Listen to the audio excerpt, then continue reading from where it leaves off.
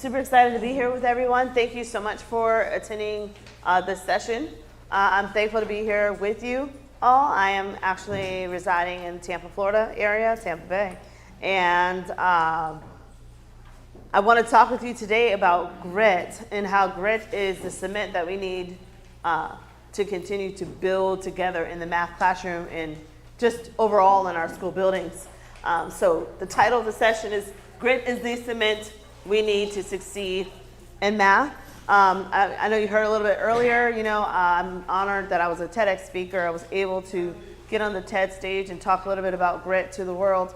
And this came from my studies at the University of Florida for my dissertation. And my dissertation was titled Understanding the Persistence of First Generation Scholarship Recipients. And so I asked students, I said, why did you drop out of school versus, or why did you not drop out and your roommates dropped out? So I had one specific situation that really started to get my wheels turning on this. And it was one student who all three of her roommates dropped out, and then her mom was passing of cancer. And I asked her, I said, so you were in the apartment by yourself? She's like, yeah. I'm like, so why did you finish? I mean, you had every excuse not to finish. And she just was like, well, it was grit. It was that inner drive. And the thing about grit is we call it bulldog tenacity. You see a baby being born, you say, oh, he's a fighter. We say all these different things. But all of those terms are really coined for the professional term called grit. So I'm going to dive into that a little bit. And I know you're like, okay, tell me a little bit more about yourself. So I will do that for you. I was a Gators 40 under 40 honoree in 2022. I had the honor of writing math textbooks for Big Ideas Learning and National Geographic Learning and Cengage Learning, grades K-12. And then I was snatched up by Savvis Learning at Pearson. And so I just finished writing a grades K-12 set with Pearson, Savvis Learning. So I'm honored to do that. And so as a result of me leaving the classroom, I was in the classroom for 7 years. I was Teacher of the Year twice, two different districts, one in Hillsborough, one in Alachua County. And then I was promoted to assistant principal in Hillsborough County over a Title I school, predominantly 85% Hispanic, free and reduced lunch, the whole school, and it was a wonderful time. And then I was a math coach of a turnaround school that was about to be taken over by the state.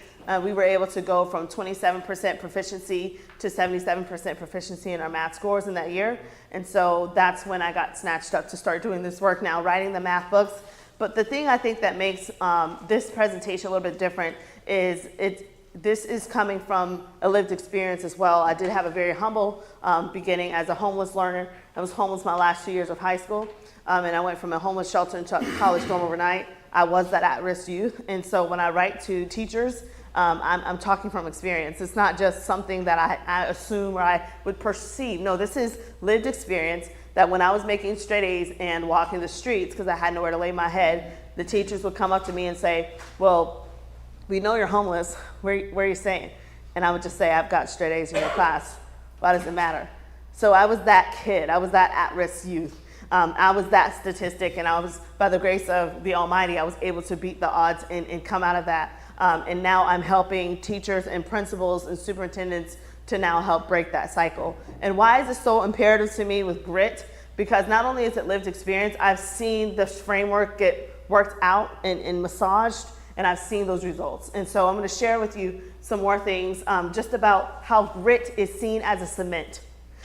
So this is why you have your builder hat stuff, and I know they had this yesterday. You guys had a bunch of builder things, and so long story short, I want to talk about cement. So we know cement, it's a bond, it's a holding, and we use it with everything. My partner, he talks about how when you're using cement, it's for everything. You can do it for tiles, floor, like everything, right? And so with that said, it's the bond that holds everything together that we do in education. Whether you're listening to Cal and John, and their fabulous session or what they're talking about, grit, they need grit for that. If you are a principal, you're going to need grit for dealing with the community, dealing with all these different things. Parents, dealing with students, dealing with IEPs, dealing with NAEP data. You're going to need grit to make sure that you can continue to push forward with results and keep effective results, right? Not only that, grit helps us to sustain those results and to continue to persevere. It's a trait that touches all different areas of education. If you're trying to motivate a student that's a student athlete or a student in the band, a student that is, just trying to figure out their way, or even trying to motivate a teacher that's at the verge of burnout, you're going to need grit. It gives us the platform for building that success in life, just in general. So with that said, I'm not going to talk about data. I love data. I'm sure you guys all do too. You deal with it all the time, and I know sometimes it's annoying. But we do know, right, inside scoop, the new NAEP data did just come out. So we'll talk about the data from before and then the data that was just released, I want to say, last week or 2 weeks ago, the NAEP data. So first things first, my heart, and I know your heart is right here with me when it comes down to dropout rates. I can't stand it when a student comes to the office and they're like, I'm ready to drop out, I'm like done.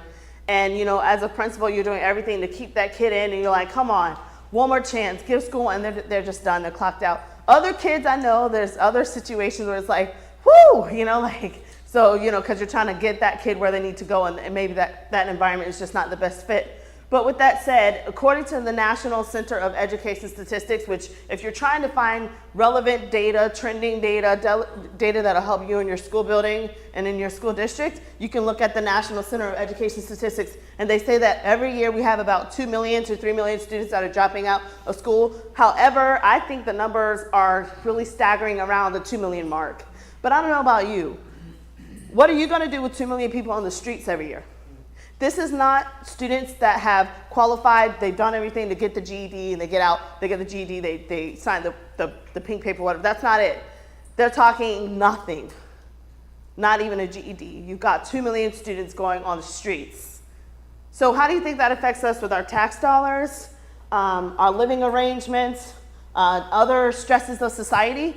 That we all are feeling that indirectly some type of way. And so I also want to say this.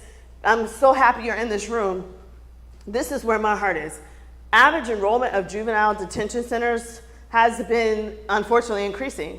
I don't know if you know this, but every year we have about 2,000 students under the age of 18 that are arrested in our nation every day. Every day we have 1,995 students that are arrested every day under the age of 18. I don't know about you, but I would hate to send my little teenagers, which I have a 13-year-old and a 15-year-old, I would hate to send them to school thinking my son's going to go to basketball practice and I get a call, he's in jail. That's tough. But I'm glad you're in the room because we can make a difference. And it's one of these things, like I don't want to just always talk about the light fluff stuff, because we need each other and we need to keep it real. And so this session is going to talk about that data so it can just kind of alarm us and help us to get gritty and to know why we are in this. We all have a purpose.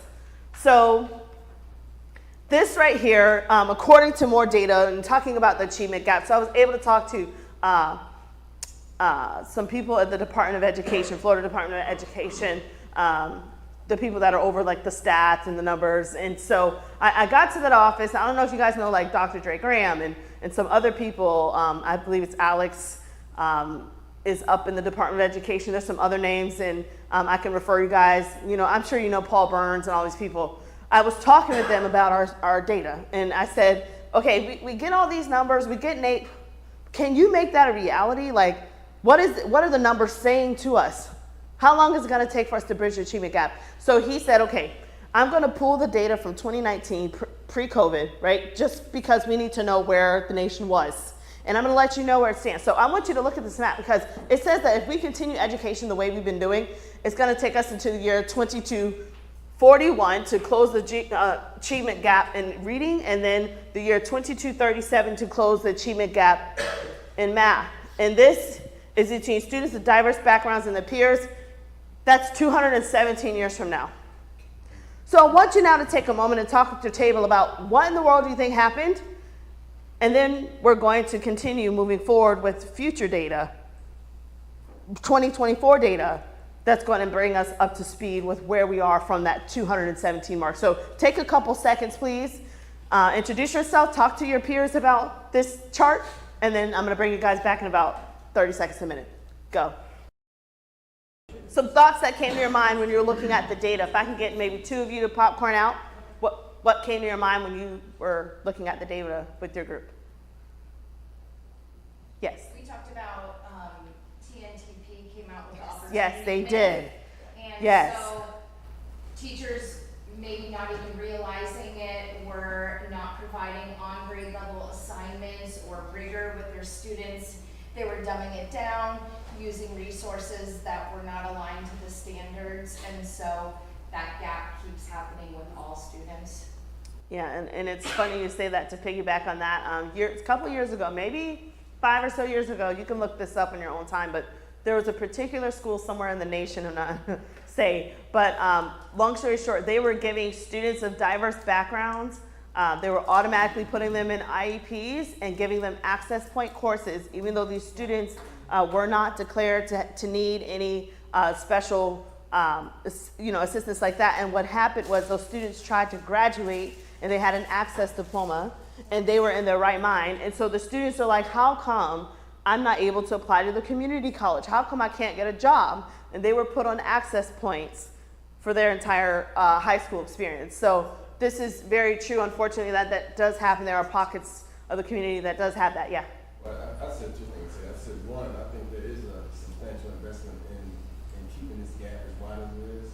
I think there's an energy that wants to be separate. That's number one. Number two, with knowing that, I think about thinking globally but acting locally. Yeah. What can I do in my circle of influence to impact these schools? Because the numbers themselves is overwhelming. Yes. And can be very daunting. But with the thousands of students in our region, I just have to focus on right. what can I do with these 1,500 students a year to make sure that they're chipping away at the achievement gap without burdening them with these numbers. Yes, and that's beautifully said. Thank you for saying that. And I'm happy you also talked about how daunting this was. When I first saw the results, I called Alex at the Department of Education and I said, is that a typo? And he's like, I said, it's a typo, right? 217. I'm like, I almost can't pronounce the year. So, I'm like, are you serious? And he said, no, it's not a typo. And unfortunately, with the new data, I'm going to show you what's happened since. But long story short, how do we move forward? How do we say that we can take advantage of our resources, our expertise to help bridge the gap in the areas we are? Yes, start locally. I also say you need to definitely focus on building grit and staying focused on your goals. There has to be an emphasis on goal setting like never before for us to bridge this gap. So if you have your data at your school and you're looking at your students that are not performing, I would highly recommend maybe you need to do a data wall and do it in a place that's confidential. There are people can't walk in because HIPAA, FERPA, all that, right? So I would say do a data wall, do it by grade level, and then look at who is lower quartile, who is your tier 1, tier 2, tier 3, what interventions do you already have established, and if you don't have any, then what can you put in place? Do you have to do MTSS, RTI? Do you have to look at a PBIS school-wide system for the students that might have EBDs or different things going on? What do you have to do to take advantage of your particular situation? So that's where I would say to start. And then I would say definitely getting with stakeholders in the community, philanthropists that want to contribute, that can donate so that you can get those extra resources, those extra bodies on campus, whether it's an extra instructional support staff or, if it's an extra after school tutoring program, which we know that we're gonna have to start thinking like that, right? We're gonna have to be forward thinking to try to get more philanthropists in place to keep some of those programs aligned so that you can continue to bridge the gap. So thank you guys for sharing out.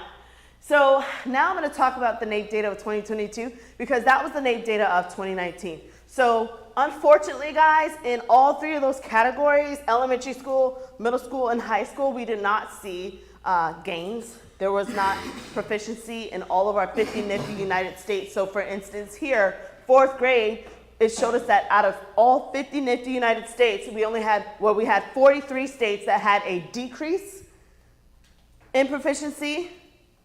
0 states had an increase in proficiency. And this was from the NAEP data. So this was 2022. So 43 of the 50 NIFU United States, what is going on? There was a decrease. Keep it going.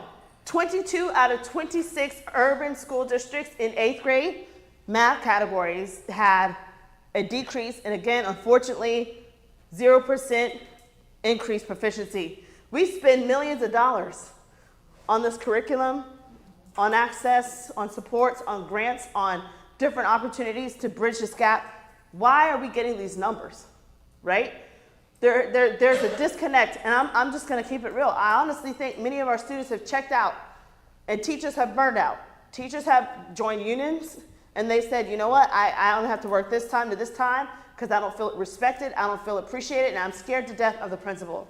And one thing, you know, as school building principals and leaders on your district, campuses, and within your district, I would highly encourage you to continue to build those relationships with your teachers. Because I remembered when I was a teacher, I was scared to death. I loved my principal, but I was scared to death of him. It was like weird because I knew that was my livelihood, and I was like one mishap, one misstep, I'm out.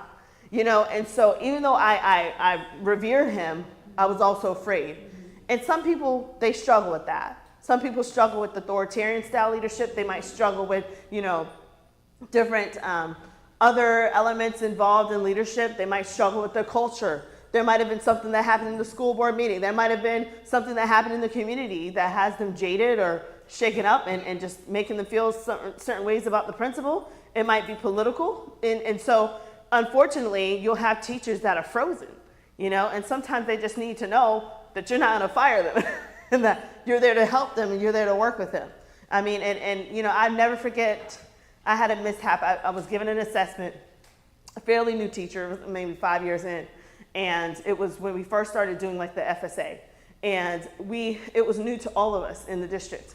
And I remembered my class was starting to have ruckus because I didn't know how to set everything up. And I'm starting to get embarrassed, but of course I have wickedness, so my kids can't see, right? But long story short, the principal came in, and I mean, it was like just hair stood up on my body. I'm like, oh my goodness, you know, could you not have come when I was doing a, you know, doggy show, everything's perfect? No, you had to come when everything's broken down. And so long story short, I remembered looking at him, and he just gave me a look, and he was just looking in the back, and he was just looking to see like what's going on.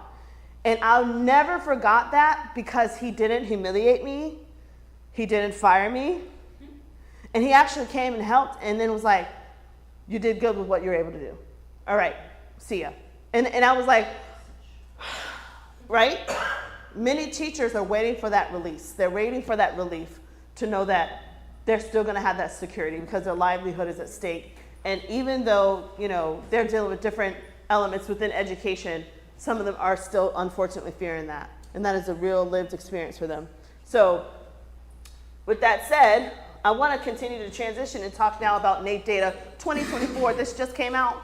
This was just released for all of us. So my first time presenting it because it's brand new. So the NAEP data here, this is talking about our overall score changes compared to the 22 data that I just showed you and what has happened since with your 4th grade and your 8th grade. They only take 4th and 8th grade.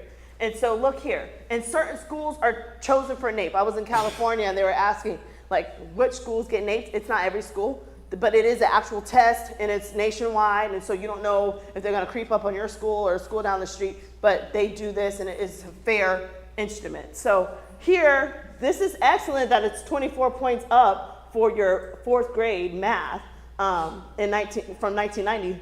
But remember the scores I showed you in 2019, it dropped 3 points, but then it went up 2, so that's good. We're making progress, right? That's we're going up, okay? And so then it's showing you here, you have this line here is representing your 90th percentile, then the square of the circle, and then the rhombus and the little cross, whatever. And so you're seeing here all of these different, so this is the 10th percentile, and then, so there's so much you can look at this. You know, you could look at the gap, 90% versus 10 percentile, how many points, right, between each? There's so much here that you can share with your teachers. I would highly recommend, feel free to steal this. This is the national report card. It's brand new, just got released. So you can show this at a faculty meeting, at a PLC, at a professional development workshop, whatever you want to do on your campus, to let teachers know this is what's going on in our nation, and then have a side data set of what's going on in the district and what's going on in your school. that make sense? So this is what's going on with the data, with the nation, but this is where we are in our district and in our school, and this is how it's all aligned. This is how you're contributing to these numbers, right? And then you can tell them we have a goal. We have a goal to meet what the nation has done or higher, and the district has a goal. And if the district is already meeting higher, then of course we want to meet where the district is. That, of course, you know that happens. So now let's look at, this is also another one about fourth grade. This is telling you more specifically the numbers of the proficiency of students. So in year 2024, it was a 36% proficient. It went up 3. Thank goodness. So we are making progress, which is excellent. I will say this too. So you know how I told you it would take us about 217 years to bridge the achievement gap?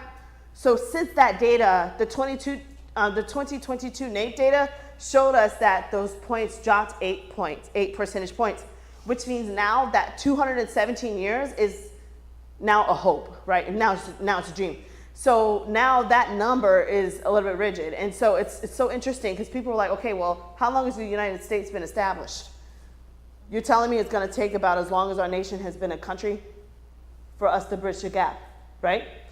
And so this is why I'm thankful that we're starting to move up and have trending upward movement in our data, because we can start having hope that our efforts aren't just null and void and they're just, you know, like pouring sugar in the Grand Canyon. Like we're actually making gains here. And like you had mentioned before, sir, you know, it's all about, and your name, I'm sorry. Travis? Yes. So like Travis was saying, it's all about doing what you can in your bubble, in your space. And listen, don't be afraid to ask the principal next door. Don't be afraid to ask the soup next door, the district leader next door. You know, if they've got something good going on, say, hey man, I just want to compliment you. This is amazing. Can you share with me?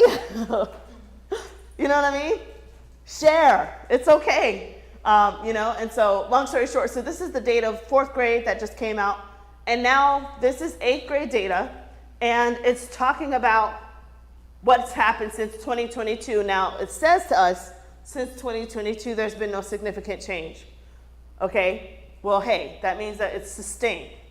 So then that means we need to wait another 2 to 3 years to see if it's going to remain sustained or if it's going to increase or decrease. But just know that, you know, those points did drop 8 points since 2019. That's the 2022 data, which means that we were on a downward spiral, but now we're trying to see what's going on here. So these are some resources that I just want to leave with you guys so that you can share this and look at some of the other numbers. So the percentage of NAEP data proficiency. So in 2022, it says it was about 26% of kids in 8th grade were proficient in math nationwide. That's a problem, kind of, right? And then it says in 2024, we had about 28% that were proficient. So we've got some work to do, but at least we're moving upward. So now I want to transition and I want to talk about why we need grit. And honestly, what is grit to you? What is grit? So if you have your phones, please go ahead and scan the QR code, look on with the neighbor if you don't have it. If you can't scan, like maybe your phone just doesn't hook up, please visit the mentimeter.com and enter the code right there, and then we're going to display the results. So I'll give you guys a couple seconds to do that. Put in as many results as you wish. All right. So now I'm going to let you look and see what you all said grit is. So when we're looking here, you're saying, what is grit? Describe it in one word. You guys said perseverance, determination. It's like almost like you were reading my dissertation. I love it. Struggle, resilience, love it. And speaking of resilience, we know that we have those new resilience standards, you know, mandated by the state of Florida. I'm not sure if you guys have been following that or not, but they do want students to have 12 resiliency standards, and grit is one of those standards that's mandated for all students. So this is perfect that you guys are able to at least learn about grit and see what you can do to take grit to the next level on your campuses. So with that said, I want you to now talk about a word that's on the screen. What word resonated with you, or a word that you saw that you're like, oh, I never thought of that. So I'll take you a couple seconds, let you have a couple seconds to talk about that, and then we'll transition. Go. All right, guys. Thank you so much for sharing out. I'm sure you had some epiphanies when you're talking to your peers. I'll let one of you share what word you guys were talking about at your table.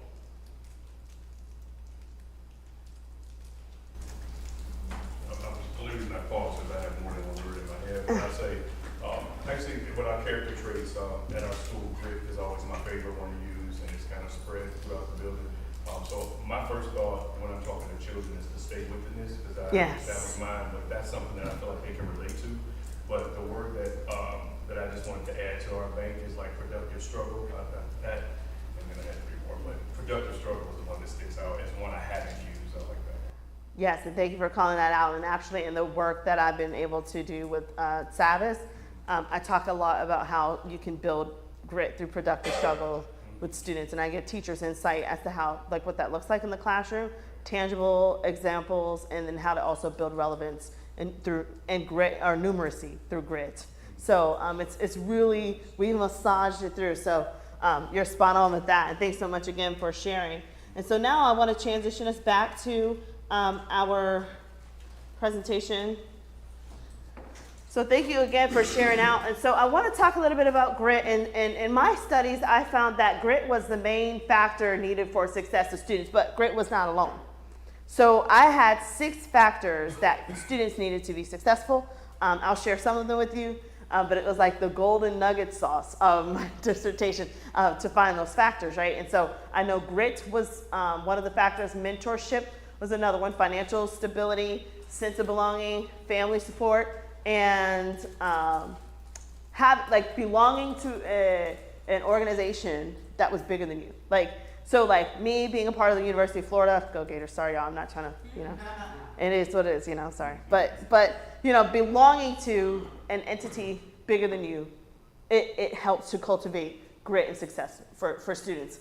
But grit was definitely one of the main factors of success for all of our students. Dr. Duckworth, she also talks about it, and she's a psychologist, and she is known for grit.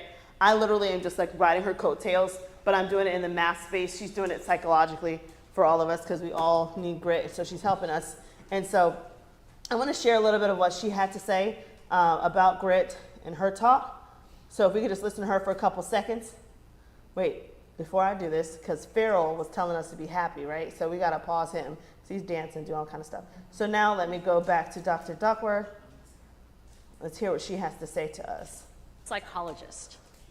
I started studying kids and adults in all kinds of super challenging settings. And in every study, my question was, who is successful here and why? My research team and I went to West Point Military Academy. We tried to predict which cadets would stay in military training and which would drop out.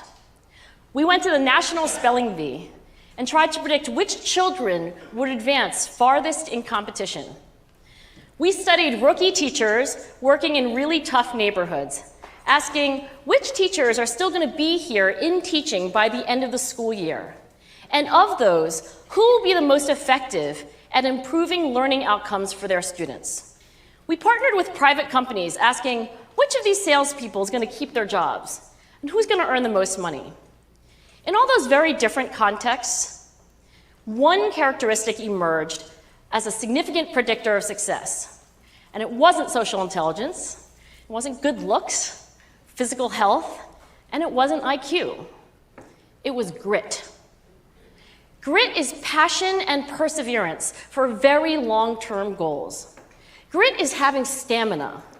Grit is sticking with your future, day in, day out, not just for the week, not just for the month, but for years, and working really hard to make that future a reality. So you can watch her talk on grit. She also has a book on grit, so just giving her a plug. She's amazing. And so she found in her studies, like she just told us, that grit was the key determinant factor for success. And she defines grit as having passion and perseverance to obtain a long-term goal. I don't know about you. When I go work out or I'm going to run a mile, I don't say, guys, I woke up today feeling like I've got the passion and perseverance to obtain a long-term goal. I don't talk like that. We don't talk like that, right? So I said, okay, how do we keep it real and talk common language that we all talk, and we can remember grit? Because this is a great term, but I'm not going to go around saying I've got passion and perseverance. I'm just not going to talk like that. So I said, I'm going to help you out. And so I came up with the acronym that you see in front of you, which you guys all got a workbook. So yes, this is for you. Get your workbook. Great resilience in time. So can we say that together? Great resilience in time. One more time. Great resilience in time. And so my goal was to convince everyone that the more resilience you have over a certain amount of time, the more grit you have. So if you have a lot of grit in a short amount of time, you've got a lot of grit. How do we know we have a lot of grit? For instance, if I told you that right now in the parking lot, there was a check that had $1 million on it, and it's in one of the bushes, you just have to find it. They're gonna clean up the parking lot in about 20 minutes. So first come, first serve, you know, millionaire overnight. How much grit do you think you have to find that $1 million check? I think you would probably knock over these chairs, run out, look like you lost your mind because you have a goal to get that check. But if I told you in about 3 years, we have an opportunity, we're gonna have a raffle and you'll be able to win $5 million. So come back in 3 years and we're gonna, you know, we're really gonna win on this thing. What do you think's gonna happen? You know, oh, 3 minutes, right? You're gonna move on with life because it's not urgent. Your time management, you factored in your time management. You said, I don't need to worry about this right now. This isn't a priority. So where do our students and our teachers need us the most? Identifying correctly what a priority is in their life so that they can meet these goals. Teachers have so much on their desks from the fresh emails coming from administration in the morning. And yes, we're doing our best, but sometimes it's very annoying to teachers, right? And then they're just trying to finish their Dunkin' Donuts, and then the kids are coming in with 80 assignments that were past due, and then the parent meeting in the front office and the angry parent, and then their own life, whatever they have going on in their own lives, and then the assembly that was just scheduled for the afternoon. So teachers they need support when it comes down to establishing boundaries, but we can help them. So I know it's frustrating because when I was an assistant principal, we had about 267 teachers, 2,500 students, right? That we were responsible for. It is very overwhelming to try to reach all 267 teachers and deal with my alpha, which I had about 800 students, but 2,500 students, and you're gonna miss the mark sometimes. But I wanna encourage you to keep going and to just stay gritty. But I want you now to talk with your table. How do you check in with all of those teachers, making sure that you're able to motivate them, that you're able to remind them of the assignments without overwhelming them, without making them feel like it's another thing to do? Like, what have you been able to do? Or did you hear of a success story from another school? Or is there an idea that you might want to implement? Like maybe you've been chewing on something. So I want to release you for a couple seconds to talk to your group about some ideas that have worked or something that you're thinking about doing to really build grit in your teachers. Okay, so go. Thank you so much for sharing out. I want to highlight this table of rock stars that I was working with, and they were talking about some strategies, and I would like to start with Travis and then go around and just hear what they had to say about how they are able to build teacher grit without making them feel like being gritty is one more thing on the plate. So go ahead and. So what I said was when I hired new teachers, I would tell them that the goal for year one was just to get through the year. So I would give them 18 months of grace just to learn, learn the school, learn the environment, things of that nature, so that they did not feel the pressure of coming in and solving the world's problem. Number two, I would have, as a principal, I would have monthly 30-minute sessions with each new teacher individually so that they could laugh, cry, curse, or whatever. And non-evaluative, right? I wouldn't take notes, I wouldn't have an agenda, just come in and just talk. Because I wanted to build their capacity with everything that was coming their way without, again, it being evaluative. So, and that developed them to feel supported. Because again, it was a people business, so they knew that Mr. Miller, had care and concern. And so I think when times got tough, they knew that they had some support. Can we give him a hand for that? Because I think we lost that people business, that personal touch. You're a person, I care for you. Like, we get rid of that after we hire them almost. It's like we go through this honeymoon stage, we're like, yes, you're gonna be a great teacher, and then it's like, Oh, you're just on the roster. Okay, did you evaluate them? Yep, go run down the hall. Yep, just pop in real quick. You know, like, and we forget that these are people, you know, so I had to highlight what, you know, Travis was saying, because we are their leaders, and some of your teachers are dealing with personal hardships that, I mean, I remember even when I was an administrator, my mom was passing of cancer, of pancreatic cancer, and my secretary, her mom also was passing. And so sometimes we, you know, the bell would ring, we close the door, and we would just grab each other and cry, because we're human, and we needed that. And I looked forward to seeing her on Mondays, because that was our cry day. That was our day to get through it. And so having that people touch is key. Can someone else on the table share? Because you guys all had great ideas. I'd love for I somebody. think we also talked about just like validating how people feel. And Yes. we heard, and it kind of added to what he was saying, that adds to that when they want to persevere more, if, you know, and struggle with that grit, if they know that they have someone that's listening to them, supporting them, validating them, and that will help them push through. Right. Thank you for sharing that. And we say it all the time, right? With this cliche of students don't care about how much you know until they know how much you care. It's the same thing with us. You know, we're just older students. And so, you know, it's imperative to make sure that we're doing what we can to make that connection. So I want to now transition and talk about how do we cultivate grit in our life. So first things, we have to find a way to focus on our purpose. You have to believe in yourself and in your ability. This is a huge one, that self-efficacy piece. And then cultivating the grit framework, which I want you guys to repeat these 4 pillars with me, if that's all right. Growth mindset, resilience, self-efficacy, and time management. Let me tell you something. Once you get this, like if you really take your time and do grit right, there will become a culture and a language of grit that will be embedded throughout the school, the community. And I'm telling you, you will be able to walk up to a teacher and say, where are you at in your grit? Where's your strong suit? Where's your weak suit? And they will be able to talk grit with you. It is powerful. Students as well. I'm telling you, it's a powerful tool. So with that said, I just want you to think about it. I said turn and talk, but for the sake of time, I want you to think about this quietly. How can you cultivate grit each day in the lives of your teachers? Again, how can you cultivate grit each day in the lives of your teachers? So you can, you know, take a moment, write something down in your grit workbook, or, you know, think of some things that have worked or some examples that you've seen.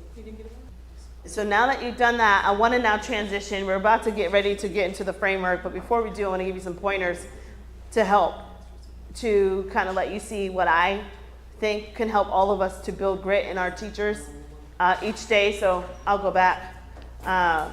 When you're building teacher grit, review the grit framework, which we'll talk about in a little bit.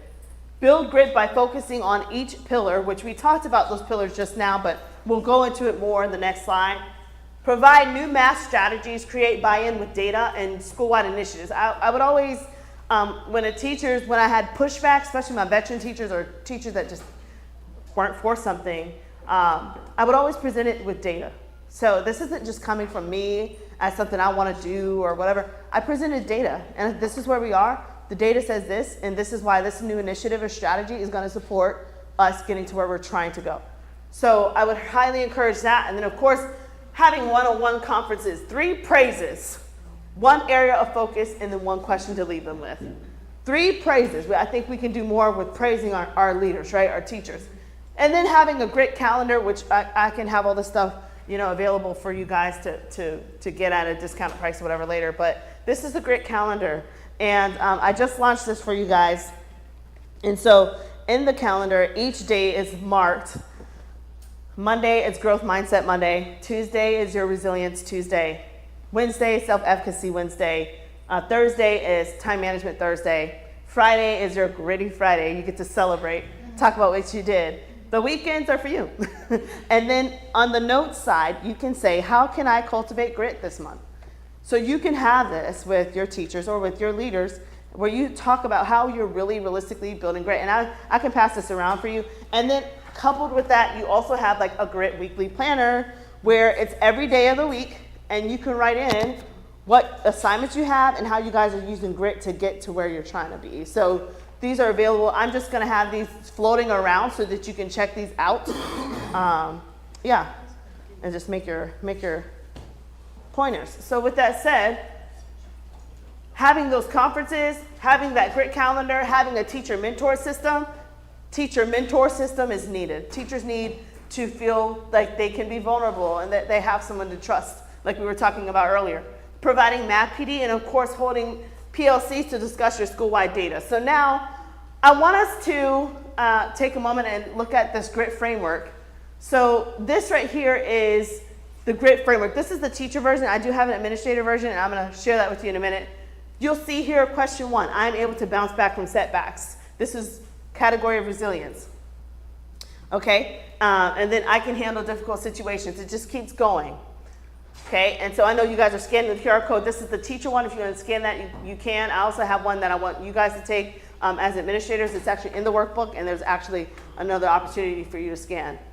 Look at growth mindset. I believe in my abilities can be developed through hard work and dedication. I believe that failure is an opportunity to learn and grow.